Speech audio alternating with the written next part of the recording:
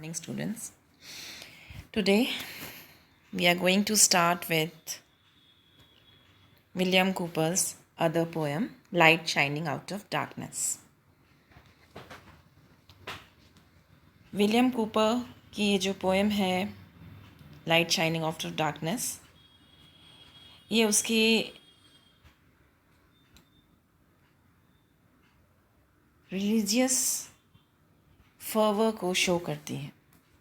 Religious fervour is उनका जो Christ को लेकर, गॉड को लेकर जो कॉन्सेप्ट है, बाइबल में जो उनका विश्वास है, उसको डिस्क्राइब करती है. इसीलिए यहाँ जो सबसे इम्पॉर्टेंट चीज़ है वो ये है कि हमें मालूम होना चाहिए कि जो विलियम कूपर थे, he was a priest, and he believed in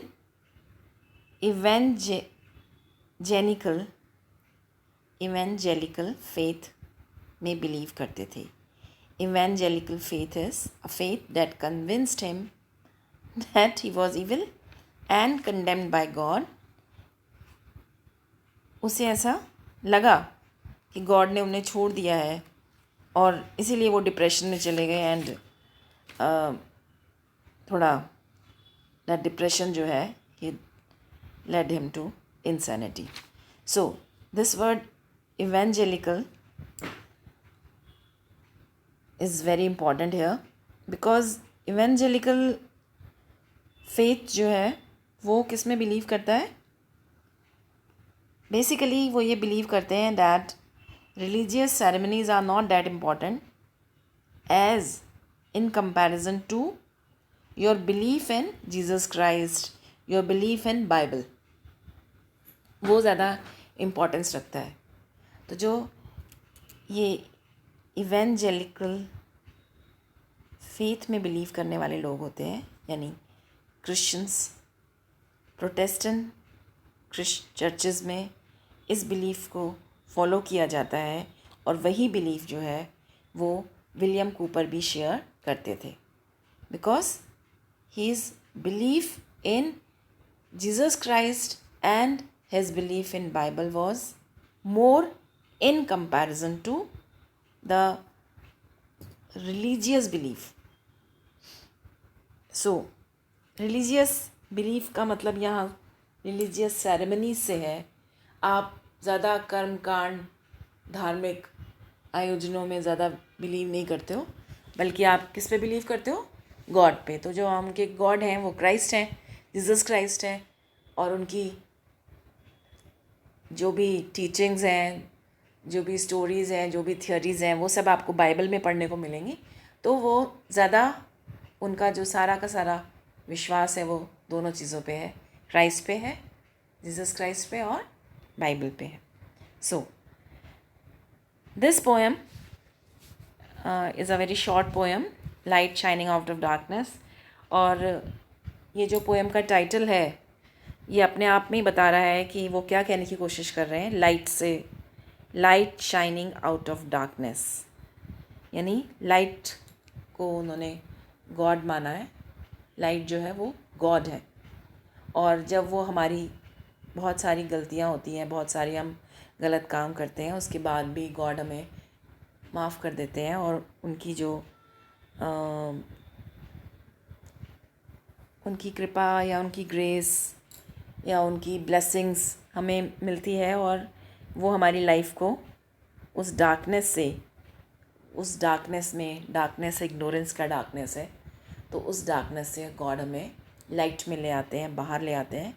क्योंकि गॉड की जब हमें ग्रेस मिलती है, उनकी कृपा मिलती है, तो हमारी लाइफ से डार्कनेस जो है कम्प्लीटली डिसअपियर हो जाता है, लाइक दैट. सो अब जैसा कि हमने शुरू में बात की कि वो इवेंजेलिकल फेथ में बिलीव करने वाले थे, तो उनको ऐसा लगा कि गॉड ने तो मुझे छोड़ दिया है, और इसीलिए वो डिप्रेशन में चले गए. और अल्टीमेटली वो जो डिप्रेशन था वो इतना बढ़ गया कि ही वॉज इनसेन, है ना, वो पागलपन वाली स्थिति में पहुंच गए, लाइक दैट. तो it adopts the traditional Christian metaphor of light as knowledge, grace, and Christ, and includes familiar lines from the Bible, such as its opening, God moves in a mysterious way.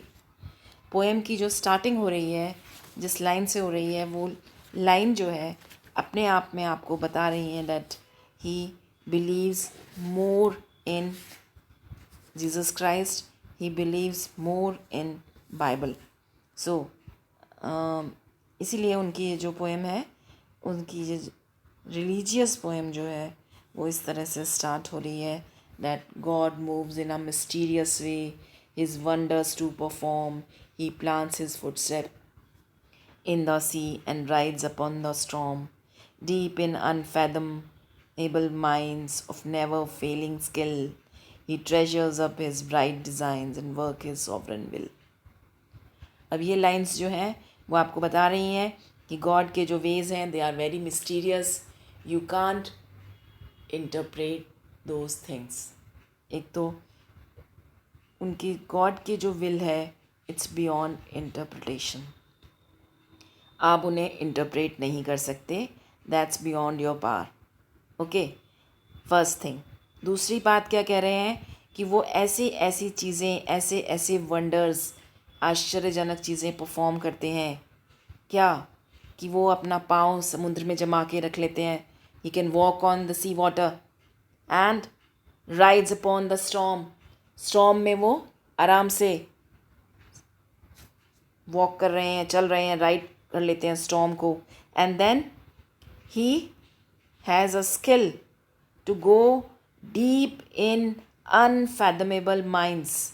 वो minds, ऐसा माना जाता है कि समुद्र के नीचे बहुत गहरी माइंड्स हैं जिसमें बहुत ही प्रेशियस स्टोन्स आपको, सोना, हीरे और बहुत ही वैल्यूएबल चीज़ें जो हैं वहाँ छिपी हुई हैं उन माइंड्स में. माइंड्स जो होती हैं आपको पता ही है, वो खान जिसे कहते हैं, जैसे कोयले की खान होती है, सोने की खान होती है, हीरे की खान होती है, लाइक दैट. तो वो जो माइंड्स होती हैं वो जो नीचे छिपी हुई हैं, नेवर फेलिंग स्किल्स, गॉड की जो स्किल्स हैं, उनकी जो जो टैलेंट है, उनकी जो योग्यता आप कह सकते हो, है ना. तो उस पर हम क्वेश्चन मार्क नहीं लगा सकते, उनकी एबिलिटीज़ पर हम क्वेश्चन मार्क नहीं लगा सकते. वो कैसी है, नेवर फेलिंग, किसी चीज़ में वो फेल नहीं होते. He succeeds in everything and he treasures up his bright designs and work his sovereign will. एक ट्रेजर की तरह अपने सॉवरन, अपने जो डिज़ाइंस हैं, उनके डिज़ाइंस, गॉड की जो भी हमारे लिए उन्होंने सोच रखा है, वो जो डिज़ाइंस हैं वेरी बहुत ब्राइट है, बहुत कलरफुल है, बहुत प्रॉमिसिंग है ना. गॉड हमारे लिए जो भी करते हैं वो बहुत अच्छा करते हैं, लाइक दैट. तो लेकिन उनकी जो विल है वो कैसी है, sovereign. No one can ask him to do anything. So God की सॉवरन विल चलती है ना, वो संप्रभु हैं, he is almighty, he does what he does. उस पर कोई क्वेश्चन मार्क नहीं लगा सकता और उस पर कोई, उनको कोई चेंज भी नहीं कर सकता. That's why he says, his opening line says God moves in a mysterious way. अब जो पोएम का फॉर्मेट है वो कैसा है, there are 6 stanzas of 4 verses. आप देखिए कि पोएम के 6 stanzas हैं, 4 verses के वर्स लाइन्स, पोएम की लाइन्स 4 लाइन्स के. और राइम स्कीम कैसी है, A B C D E F and so on. और ऑल्टरनेट लाइंस जो हैं they are rhythms of iambic tetrameter and iambic trimeter. Tetrameter और ट्राईमीटर को समझने के लिए पहले आपको मीटर पता होना चाहिए, व्हाट इज़ अ मीटर. तो ये मीटर जो है इसका यूज़ हम पोइट्री में करते हैं. पोएम्स में जो पोएट्स ने पोएम्स लिखी हैं उसमें वो मीटर का यूज़ करते हैं. मीटर का यूज़ करने का मतलब है कि how many syllables they are using, कितने सिलेबल्स को वो यूज़ कर रहे हैं, कितने सिलेबल्स स्ट्रेस्ड हैं, कितने सिलेबल्स अनस्ट्रेस्ड हैं, लाइक दैट. सो तो मीटर जो है वो स्केल हो गया जो हम पोइट्री में यूज़ कर रहे हैं अपनी पोएम्स को लिखने के लिए. सो नाउ ही सेज कि उन्होंने ऑल्टरनेट लाइन यूज़ की हैं, उसमें जो रिदम है, रिदम लय, जब हम पोएम को पढ़ेंगे तो जो रिदम हमें पढ़ने को मिलती है, जो लय ताल उसमें आ रही है, टेट्रामीटर यूज़ कर रहे हैं and then he is using trimeter. तो tetrameter is 4 lines, 4 feet, and trimeter is 3 feet. तो आप पोएम में देखो कि कहीं उन्होंने 4 फीट यूज़ किए हैं, फिर 3 फीट यूज़ हो गए हैं. So in each stanza Cooper offers assurance. बार बार आपको वो एश्योरेंस दे रहे हैं, एक आपके विश्वास को बनाए रखने की बात कर रहे हैं कि आपको अपना बिलीफ जो है वो ज़रा भी आपका शेक नहीं होना चाहिए, है ना. आपको टोटल फेथ रखना है गॉड पे और गॉड की डीड्स पे. हमें लगता है ना, हाय मेरे साथ तो सब बुरा बुरा हो रहा है, ये सब मेरे साथ ही क्यों हो रहा है, हे भगवान आप ये सब कुछ मेरे को ही क्यों दे रहे हो. तो हर बुरी चीज़ के पीछे एक अच्छाई छिपी होती है जिसको हम उस समय नहीं समझ पाते, लेकिन जब उसका रिज़ल्ट हमारे सामने आता है तो हम कहते हैं अरे भगवान आपने मुझे बचा लिया, लाइक दैट. तो गॉड के जो डिज़ाइंस हैं, गॉड की जो डीड्स हैं, गॉड की जो काम हैं, वो हमें समझ में नहीं आते हैं और राइट टाइम पर ही हम उसे समझ पाते हैं और फिर हम गॉड का थैंक्स करते हैं. तो in each stanza Cooper offers assurance. He follows his description of God's mysteries, adding his wonders to perform. He plants his footstep in the sea and rides upon the storm. इसीलिए वो जो हमने previously ये lines पढ़ी थी, आपको बताया था मैंने कि गॉड जो है वो कई वंडरफुल काम करते हैं, कई वंडरफुल चीज़ें परफॉर्म करते हैं, उनको पूरा करते हैं. एंड डिफरेंट जो इम्पॉसिबल थिंग्स हैं उनके बारे में वो बात कर रहा है. That he plants his footsteps in the sea and rides upon the storm. While he includes nothing surprising in his poem. यहाँ कुछ भी ऐसा नहीं है कि कूपर को लग रहा है कि वो कुछ सरप्राइजिंग हो रहा है, बिकॉज वो कहता है कि गॉड जो है, गॉड में उन्हें पूरा बिलीफ है और वो मानते हैं कि गॉड जो है वो कुछ भी कर सकते हैं. तो इसीलिए इसी चीज़ को, उसी प्लीजिंग इफ़ेक्ट को बनाने के लिए जिस इमेजरी को उसने यूज़ किया है वो कैसी इमेजरी है, of grand deity. At God, deity कहते हैं भगवान, ईश्वर, इसमें हम बिलीव करते हैं. वो कैसे हैं, ग्रैंड. ग्रैंड मतलब अलौकिक हैं, अपूर्व हैं, शानदार हैं, हमारी समझ से परे हैं, पर बहुत जिनको देखकर, जिनकी तरफ देखकर, जिन पे विश्वास करके हमें बहुत अच्छा लगता है, like that.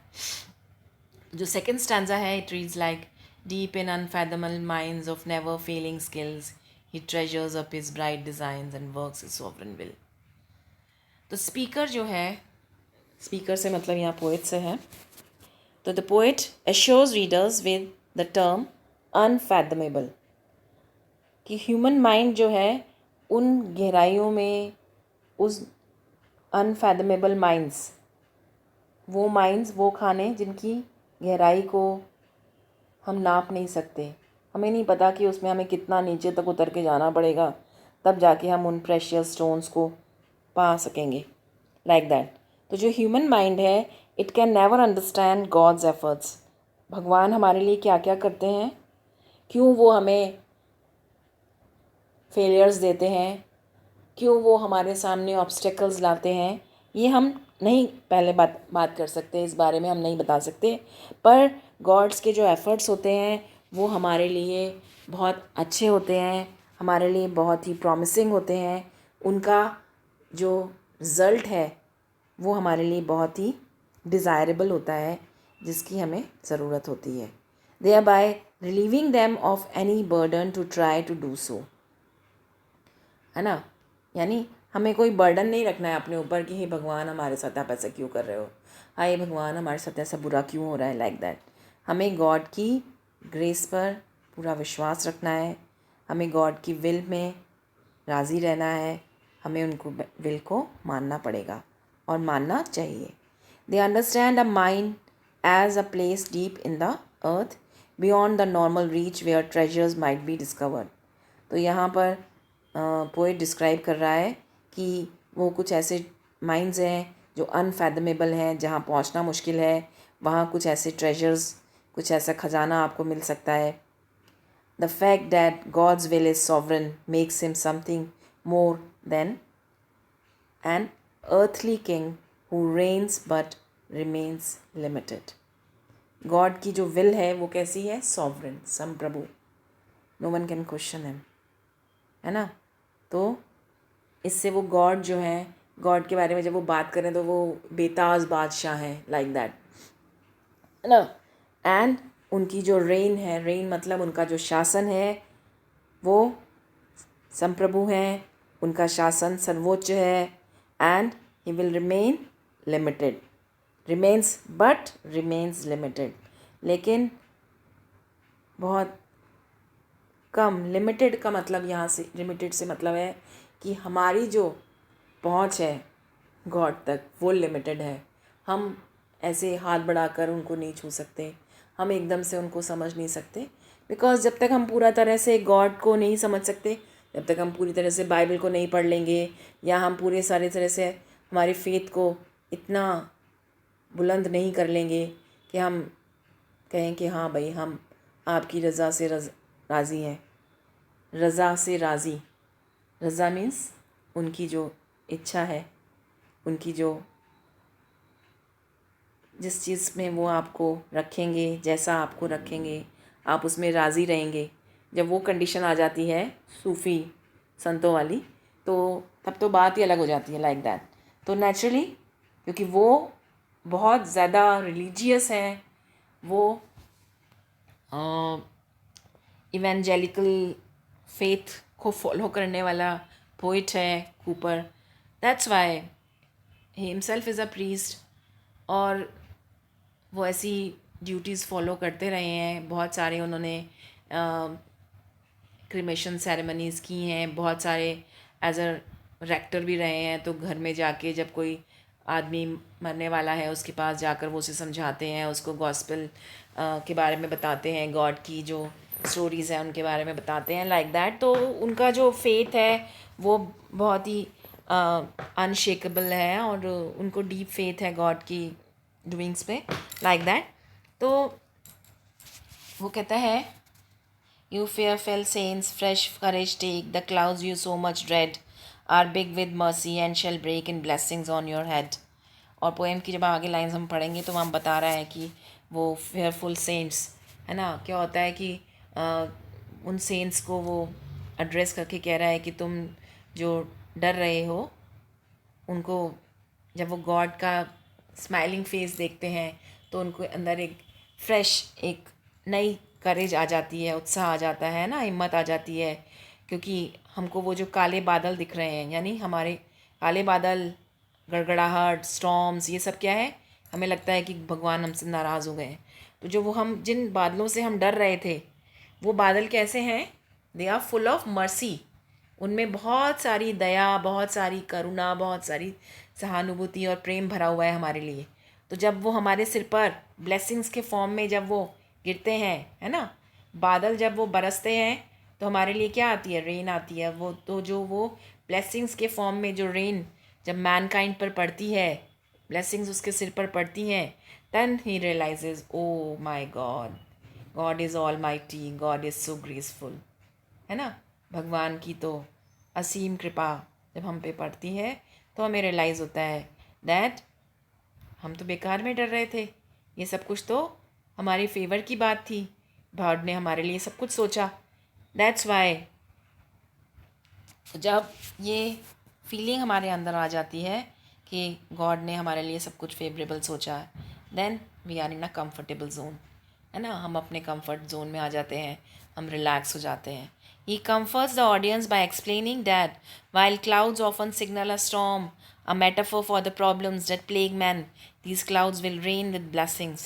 In the fourth stanza, the speaker commands readers, judge not the Lord by feeble sense, but trust him for his grace. Behind a frowning providence, he hides a smiling face. इसीलिए आगे की lines में वो कह रहा है कि God की को जज करने की कोशिश मत करना, अपनी फीबल सेंसेस, क्योंकि आपकी जो सेंस है वो कैसी है? फीबल है, कमज़ोर है, because you don't know God की क्या हिडन फीलिंग्स हैं, उन्होंने आपके लिए आगे आने वाले टाइम में क्या छिपा रखा है, वो आपको नहीं पता। आपको उनकी ग्रेस पे पूरा ट्रस्ट होना चाहिए, क्योंकि गॉड का जो फेस है, it might be frowning Providence. अभी जो आपके साथ घटित हो रहा है वो आपको लग रहा है कि अरे ये सब तो मेरे साथ उल्टा हो रहा है, मेरे साथ बुरा हो रहा है, पर उसके छिपा हुआ वो जो स्माइलिंग फेस का मतलब है वो जो प्रोमिसेस, वो जो अच्छी चीज़ें आपकी लाइफ में आगे होने वाली हैं, वो अभी आपसे छिपा हुआ है। लेकिन जब वो चीज़ें आपके सामने आएंगी, then you will be happy, very happy. Cooper continues his assurance by clarifying that our human nature cannot comprehend the Lord.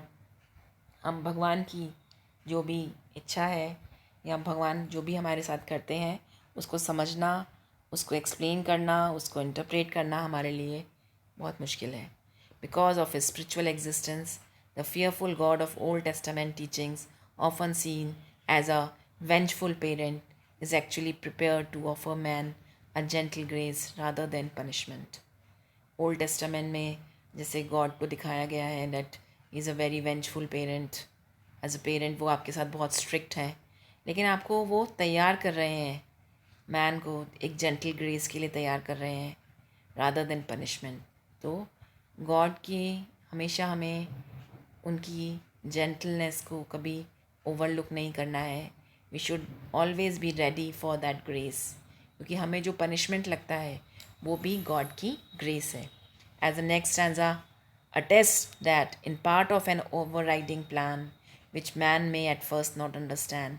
वो इस बात को अटेस्ट कर रहे हैं, इस पर मोहर लगा रहे हैं कि भगवान शुरू में हमारे साथ जो करता है ना उसे हम समझ नहीं पाते, लेकिन लेटर ऑन हमें समझ में आता है कि ये तो गॉड का प्लान था कि ऐसा हमारे साथ हो, और फिर हम समझें और फिर हम आगे बढ़ें और हमें वो मिले जो हम लेना चाह रहे थे। His purpose will ripen fast unfolding every hour, the bud may have a bitter taste but sweet will be the flower. तो उनके जो पर्पसेस हैं, जो छिपे हुए डिज़ाइन हैं, गॉड के डिज़ाइन जो हैं जो हमें समझ नहीं आते, तो वो जल्दी से राइपन अप हो जाएंगे, है ना, पक जाएगा, फ्रूट हमें सामने आ जाएगा, अनफोल्ड हो जाएगा, और हर घंटा, हर क्षण, हर पल हम गॉड की ग्रेस को महसूस करते हैं, उनकी कृपा को महसूस करते हैं। क्योंकि स्टार्टिंग में पोइट कहता है कि वो जो बड होता है, अगर आप उस बड को खाने की कोशिश करोगे तो वो उसका टेस्ट आपको बिटर ही लगेगा। यानी जो इनिशियल चीज़ें होती हैं, इनिशियल चीज़ें जो हैं वो हमें थोड़ी सी ट्राइंग लग सकती हैं, थोड़ी सी हमारे अगेंस्ट लग सकती हैं, बट द थिंग इज़ कि वो जो है वो बहुत ही प्रॉमिसिंग हैं, बहुत ही फ्रूटफुल हैं। और इनकी फ्रूटफुलनेस का पता हमें कब चलता है, जब अल्टीमेट रिज़ल्ट हमारे सामने आता है, तो हमें पता चलता है कि जो फ्लावर है वो बहुत सारी स्वीटनेस लेकर अपने साथ है। तो Cooper offers the flower as a metaphor, reminding readers that an immature bird remains bitter, but if one remains patient, waits until it matures and flowers, he will be rewarded by a sweet scent, sweet taste. तो यहाँ Cooper जो है वो अपना final statement दे रहा है कि क्या कहता है, with the final statement urging blind faith, not blind unbelief. Mind this thing. इस चीज़ को आपको बहुत ध्यान रखना है कि जो पोएम है उसकी जो लास्ट लाइन है, God is his own interpreter and he will make it plain. ठीक है, तो इसलिए हमें स्कैन करने की ज़रूरत नहीं है गॉड को। अगर आप गॉड को स्कैन करने की कोशिश भी करोगे तो आपका स्कैनर फेल हो जाएगा, बिकॉज जो उन्होंने आपके लिए छिपा रखा है वो अनफोल्ड जब करेंगे तब करेंगे, उसे हम नहीं अनफोल्ड कर सकते, वो गॉड ही करेंगे और सही टाइम आने पर करेंगे। लेकिन हमें अपने बिलीफ को बना के रखना है, हमें किसी ब्लाइंड फेथ की ज़रूरत नहीं है। ज़रूरत है कि नहीं है ब्लाइंड फेथ की ज़रूरत है जहाँ तक हम बात कर रहे हैं गॉड की ग्रेस की। तो he is urging for blind faith, लेकिन साथ ही साथ वो कह रहा है ब्लाइंड अनबिलीफ की ज़रूरत नहीं है कि अंधे हो जाओ, आंख बंद कर लो और ऐसे ही जो भी अनबिलीव का मतलब होता है जिस पे आप विश्वास नहीं करना है आपको, आप उसमें विश्वास करने लग जाओ, ऐसे किसी रूढ़ियों में, किसी चक्रों में पड़ जाओ, अरे ऐसा हो जाएगा वैसा हो जाएगा, किसी ने आपसे कह दिया, no no no no, not that.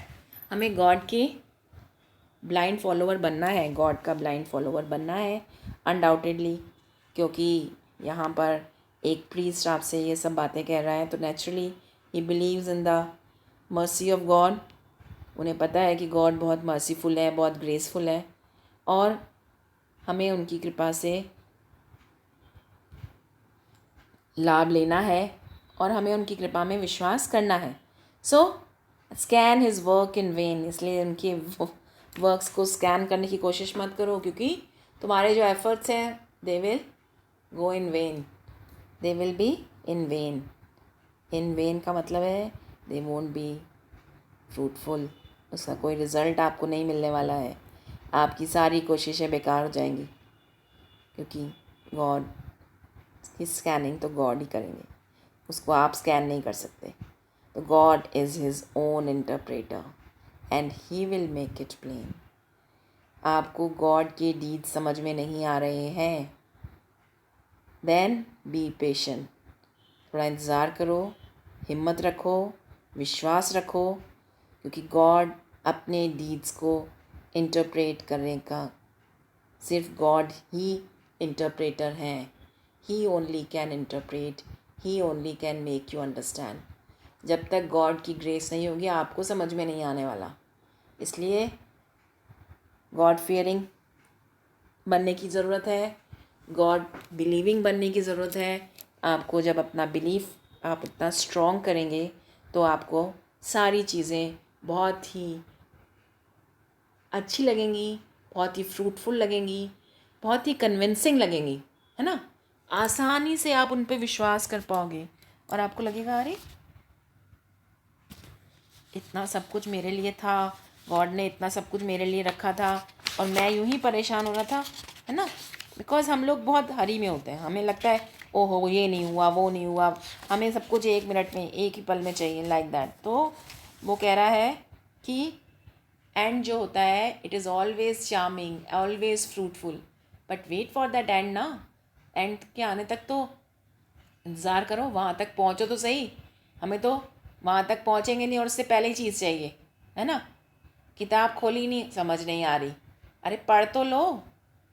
तो पोएम को पढ़ोगे, समझोगे, उसको 2 बार देखोगे, अल्टीमेटली वो चीज़ समझ में आएगी। तो लाइफ के लिए भी वही है, लाइफ में भी यही है। तो इसलिए गॉड जो है वो अपने इंटरप्रेटर खुद हैं and he will make it plain. So आप पेशेंट रहिए, आप मैच्योर होइए। जब आपको वो मैच्योरिटी आ जाएगी तो मैच्योरिटी के साथ ही आपका जो बिलीफ है वो ब्लाइंड फेथ, बिलीफ जो है फेथ में कन्वर्ट हो जाएगा।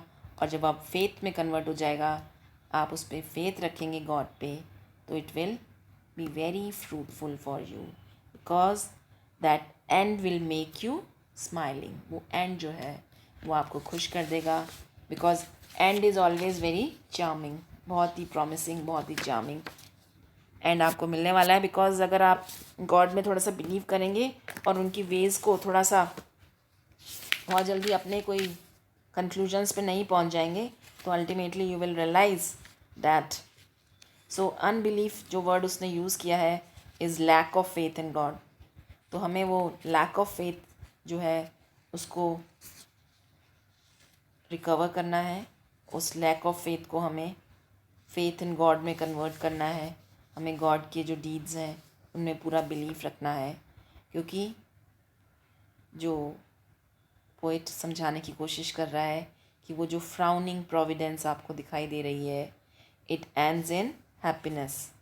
फ्राउनिंग, गुस्से वाला चेहरा, खतरनाक गुस्से वाला चेहरा जो है, वो अंत में आपको कैसा लगेगा कि बहुत ही आपको सुख मिला है, बहुत ही आनंद मिला है, आप एकदम स्माइल करने लगोगे, आपको लगेगा अरे ये तो बहुत अच्छा हुआ मेरे साथ। So this is the end of the poem.